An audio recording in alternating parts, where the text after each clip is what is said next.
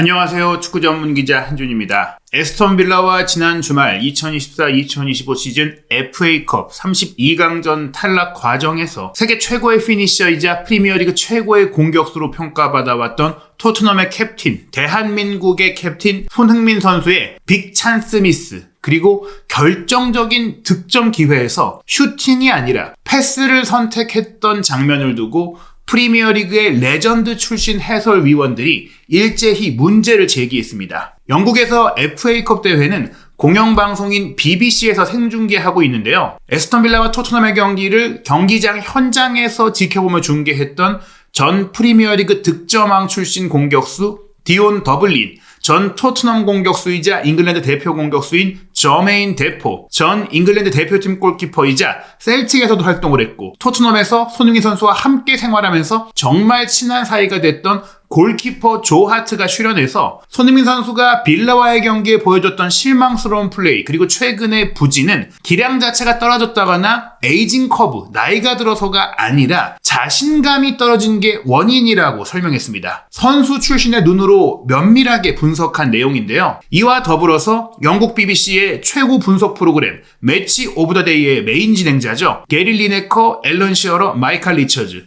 프리미어리그 레전드이자 잉글랜드 대표 출신 공격수, 수비수인 이 3명이 출연한 방송 더 레스트 이즈 풋볼에서도 손흥민 선수의 자신감 상실 문제를 깊이 있게 토론하는 내용이 나왔습니다. 엔지 포스테코글루 감독이 토트넘 선수들의 신체적인 부상, 햄스트링 파괴뿐만이 아니라 자신감까지, 정신적인 면까지 박살내고 있고 망가뜨리고 있는 상황을 최고의 선수 출신 전문가들이 분석하고 있는 것입니다. 레전드들이 어떤 이야기를 했는지 해설한 코멘트 총정리해드리도록 하겠습니다. 먼저 영국 BBC가 에스턴 빌라와 토트넘의 경기를 분석하면서 가장 주목했던 것은 저희도 입중계라든지 후토크 그 외에 다양한 영상을 통해서 중앙 지역에 공간이 너무 많다. 하이라인 수비를 하다가 전방 압박은 안 되고 뒷공간은 쉽게 무너지고, 그러면서 최근 어떤 팀을 만나도 같은 문제를 겪고 있는 이 부분이 왜 발생하는지를 디테일하게 소개를 합니다. 보시다시피 선제골을 허용한 장면 같은 경우도 수비 라인이 하프 라인까지 쫙 올라가 있죠. 그리고 미드필드로 뛰었던 쿨루셉스키, 베리발, 벤탄쿠르가 공을 중심으로 중앙 지역을 비워두고 사이드로 갔어요. 물론 공을 중심으로 압박할 때는 가깝게 당겨서 통과하지 못하고 빼앗고 거기서 빼앗자마자 쇼트 카운터, 공격으로 연결하는 것이 교과서적인 압박 축구이자 포스테코글루 감독이 가장 추구하는 축구, 분명 좋은 방식의 축구이긴 한데요. 이 압박이 제대로 이루어지지 못하고 뒷 공간만 노출되고 압박하러 갔다가 뒤로 따라 내려오느라고 굉장히 많이 뛰고 체력만 소진되고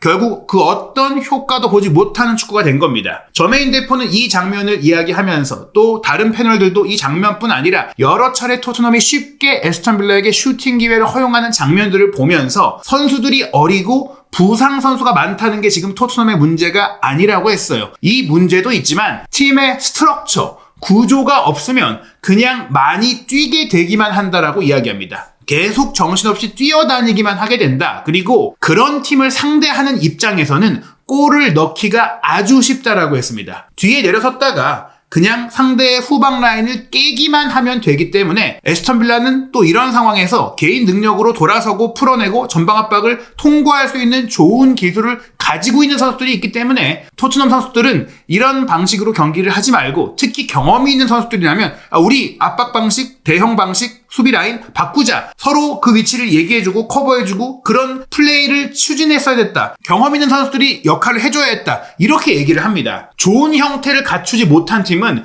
더 많이 뛸 수밖에 없다라면서 결국 토트넘이 활동량이 프리미어리그에서 가장 많고 그런 가운데 부상자가 많이 발생하고 있고 그게 점점 악순환이 되면서 이 지경까지 왔다라는 것을 축구를 제대로 볼 줄 아는 선수 출신 전문가, 그야말로 추갈못이라고 할 수 있는 영국의 기자들이 아니라 실제 축구 선수로서 최고 레벨에 도달했던 선수 출신 해설위원들은 명확하게 꿰뚫고 있는 것입니다. 선수들이 문제가 아니라 고참들, 주장의 리더십이 문제가 아니라 감독의 전술 운영과 감독의 경기 준비가 문제라는 거예요. 셀틱에서 포스테코글루 감독과 함께 했기 때문에 좋은 멘트를 하기도 했었고, 손흥민 선수와 토트넘에서 뛰면서 막역한 사이가 됐던 조 하트도 이렇게 얘기합니다. 여러분 모두들 어떤 선수가 어떻게 해야 됐고 누가 자리를 채워주고 이동해야 됐고 지시해야 됐고 그렇게 말씀을 하시는데요. 저는 그렇게 말하고 싶지 않습니다. 그 선수들의 잘못이 아닙니다. 이것은 안지 포스테코글루 감독의 잘못입니다. 감독이야말로 이런 플레이가 나오게 된 첫 번째 책임자입니다. 중요한 위치에 있는 경험 있는 선수들이 판단할 수도 있지만 감독이 원하는 플레이 지침이 있었을 것입니다. 즉 이런 부분들은 자의적으로 바꿔서 뛰게 될 경우 감독의 뜻을 거스르는 것이 될 수도 있기 때문에 물론 어느 정도는 허점이 드러났을 때 얘기하고 주고받고 할 수 있겠지만 그럴 수 있는 지금 정신적 체력적 여유가 없는 상황이라는 점에서 이 졸전과 구조적인 문제는 감독이 책임을 져야 한다는 것이죠. 그러면서 수비적인 면에 대한 아쉬움에 이어서 토트넘의 공격 상황에 대한 아쉬움이 나오는데 여기서 마이키 무어가 좋은 패스를 주고 손흥민 선수가 골키퍼와 1대1에서 득점하지 못하고 정면으로 차서 무산된 장면이 나와요. 이 장면은 저희도 손흥민 선수가 최근 굉장히 많이 힘든 상황인 것은 이해하고 인정하고 그런 부분들을 위로했지만 분명 손흥민 선수 정도의 클래스의 선수라면 혹은 프리미어리그 레벨의 공격수라면 넣어줬어야 하는 기회였거든요. 저메인 데포는 이렇게 얘기합니다. 우선 이 장면이 베리바리 후방적에서 공을 잘 끌고 올라오고 사이드로 전환한 다음에 클루셉스키에게 밀어주고 클루셉스키가 공을 잡았을 때 손흥민 선수와 무어가 함께 상대 오프사이드 라인에 걸리지 않고 뒷공간으로 파고들기 시작했을 때 클루셉스키가 무어에게 공을 딱 주면서 과정 자체가 굉장히 좋았고 또 어린 선수 베리바리와 무어가 정말 잘한 장면이었어요. 저메인 데포는 마이키 무어가 손흥민 선수에게 준 패스 아주 좋은 패스였는데 이런 패스가 쉬워 보이지만 실제로 경기 중에 이런 패스를 하는 게 결코 쉽지 않다라면서 높이 평가를 합니다. 그러나 이런 패스가 왔다면 소니는 득점을 했어야 합니다 라고 이야기를 해요. 그리고 이 상황에서 소니가 골을 넣었다면 팀 전체 차원에서도 그렇고 개인적으로도 환상적인 골이 될 수 있었다. 그리고 경기를 되돌릴 수 있었다고 이야기를 합니다. 소니는 실제로 이런 기회를 해결할 수 있는 판타스틱한 스코어러인데 지금 이 장면을 봤을 때 소니는 골을 넣을 수 있다는 자신감을 잃은 것 같습니다 라고 이야기를 해요. 이 장면을 다른 앵글로 보여줄 때는 클루셉스키가 무어에게 패스를 주는 그 순간 손흥민 선수는 에스턴 빌라의 시선 바깥으로 블라인드 사이드로 이동했다가 그리고 오프사이드 라인까지 보고 탁 들어가거든요. 이 과정에서의 판단은 좋았어요. 그러나 골키퍼를 마주했을 때의 마무리 판단이 좋지 않았는데 이 장면에 대해서 조 하트는 맞아요. 소니가 득점해야 했던 장면이죠 라고 하면서 하지만 저는 에밀리아노 마르티네스 골키퍼가 잘한 점도 있다고 생각합니다 라면서 에스턴 빌라에서 엑셀런트한 역할을 하고 있다고 했고 이 장면이 사실 마르티네스도 전진해 있어요. 에스턴 빌라가 굉장히 높은 수비 라인을 갖고 있었기 때문에 뒤따라서 막 내려오고 그리고 무어가 패스하는 거 보고 손흥민 선수가 슈팅하는 거 보고 빠르게 반응하게 되는데 이 상황에서 손흥민 선수의 슈팅에 잘 판단을 해서 막아냈다. 아쉬운 마무리이기도 하지만 골키퍼가 잘하는 것도 인정해줘야 된다라면서 골키퍼의 관점에서도 설명을 하고 손흥민 선수를 조금은 두둔하는 코멘트를 하게 됩니다. 그 다음에 최고의 공격수였던 디온 더블린과 저메인 데포가 공격수 입장에서 이 장면을 얘기하게 되는데요. 디온 더블린이 이렇게 이야기합니다. 저도 그렇고 저메인 데포도 그렇고 이렇게 오른쪽에서 패스가 오고 있다면 왼발로 오른쪽을 향해서 슈팅을 노렸을 겁니다. 왜냐면 골키퍼에게 따라오면서 이쪽으로 쫓아오고 있으니까 몸이 이제 일로 슈팅이 오면 역방향이 되는데 손흥민 선수가 그대로 그 결대로 찼기 때문에 따라오는 대로 누워서 막을 수가 있었다는 것이죠. 만약에 이렇게 가고 있는데 반대로 슈팅을 했으면 몸을 돌려서 막기가 어렵기 때문에 좋은 공격수라면 나도 그렇고 데포도 그렇고 그 상황에서는 반대로 찼을 것이다. 그리고 그런 결정은 원래 소니가 해왔던 플레이이기도 합니다 라면서 이렇게 안 좋은 판단을 한 것은 소니가 자신감을 잃었기 때문이다. 그런 좋은 결정을 할 때의 소니는 자신감이 넘치는 소니였다라고 이야기를 합니다. 그에 대해서 조 하트도 다시 얘기하게 되는데요. 저도 그렇게 생각합니다 라면서 손흥민 선수와 함께 생활해봤던 입장에서 자신감이 넘치던 소니였다면 주저없이 강하게 달려들어와서 그 상황에서 가볍게 골을 넣고 크게 웃으면서 빅스마일 보여주면서 찰칵 세레머니까지 했을 것이다. 이렇게 손짓으로도 따라 하잖아요. 그런 상황으로 가볍게 해결이 됐을 텐데 지금 소니는 전혀 다른 이모션, 감정 상태로 이런 기회들을 마주하고 있는 것 같습니다. 즉 심리적인 부담감, 자신감 저하,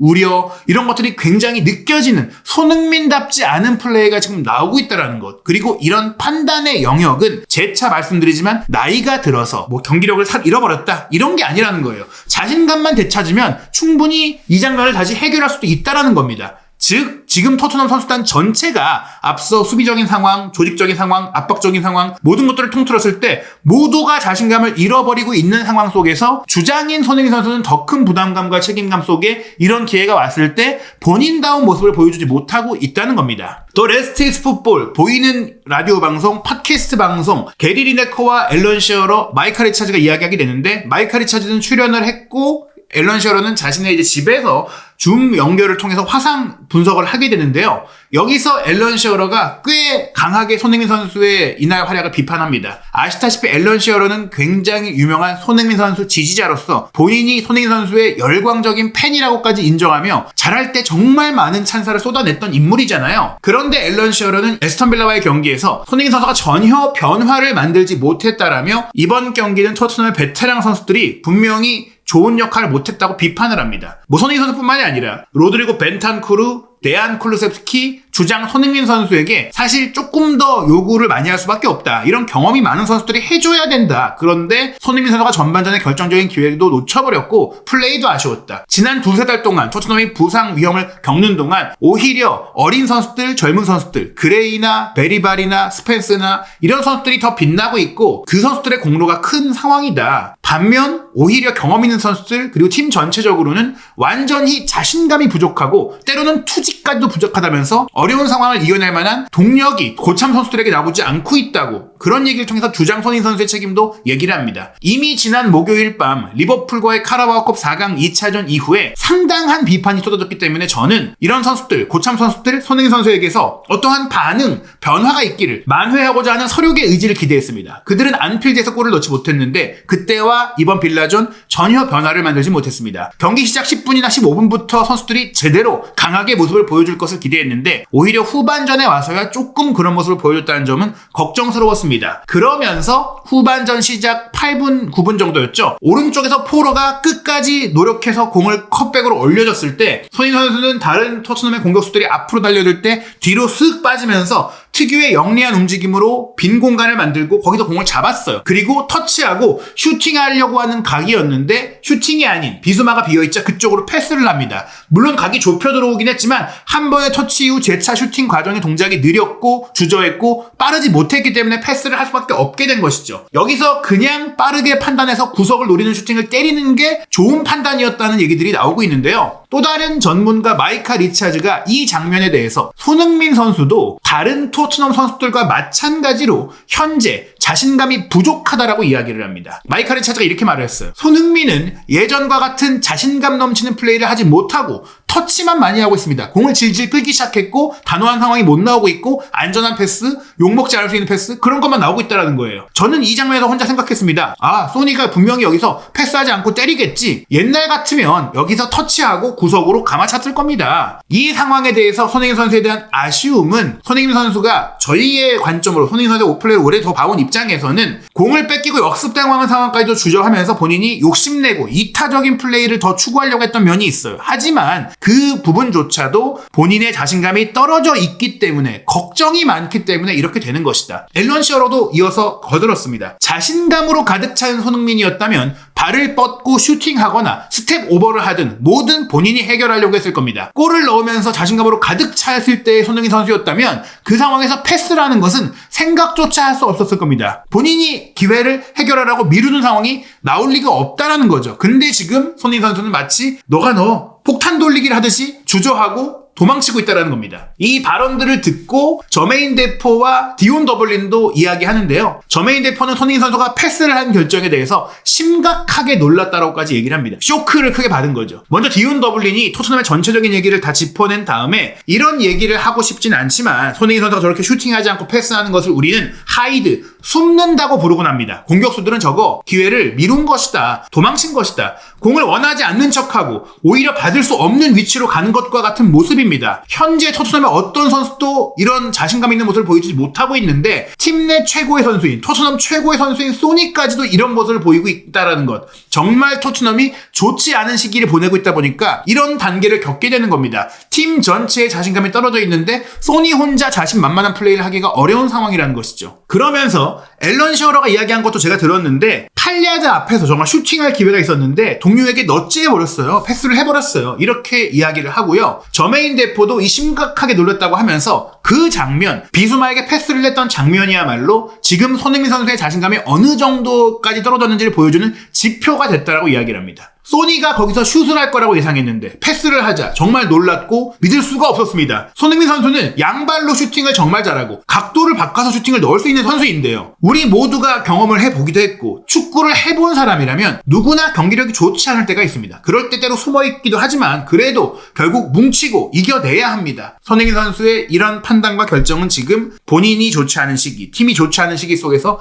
자신감이 떨어졌기에 나온 장면이라는 것입니다. 이 자신감이라는 것은 팀이 함께 끌어올려야 하고 감독이 만들어서 끌어올려야 하는 것입니다. 물론 그들이 해주길 바라는 게 아니라 스스로 이겨낼 필요도 있죠. 손흥민 선수 그만큼 강한 선수이고 이런 상황을 이겨내 왔던 선수인데요. 다만 저희가 말씀드리고 싶은 것은 토트넘의 모든 부진, 모든 졸전이 주장의 정말 잘못이냐, 주장이 가장 큰 책임이 있느냐, 그리고 손흥민 선수가 빅찬스를 놓치고 있는 게 이제 손흥민의 전성기는 끝난 것이다라고 말하는 그 상황은 아니다. 자신감만 되찾는다면 지금 속도, 체력을 봤을 때 손흥민 선수는 충분히 여전히 프리미어리그 득점왕을 차지할 때의 그 모습을 보일 수 있다라고 생각하는 것입니다. 토트넘이 오랜만에 주중 경기 없이 주말 프리미어리그 경기를 준비합니다. 우리 시간으로 2월 17일 월요일 새벽 1시 30분 맨체스터 유나이티드와의 경기가 있는데요. 이 경기에서 손흥민 선수가 이 수많은 지적과 비판들을 잘 이해하고 이겨내고 다시 소니다운 모습을 보이면서 멋진 골과 찰칵 셀레브레이션으로 다시금 토트넘을 웃게 만들 수 있을지 우리 한국 팬들이 새벽잠 미뤄가면서 응원하고 보고 있는데 어떤 경기 펼칠지 한준TV 구독, 좋아요, 알림 설정으로 경기 전 최신 소식과 경기 실시간 입중계 소통 방송도 함께 해주시기 바랍니다.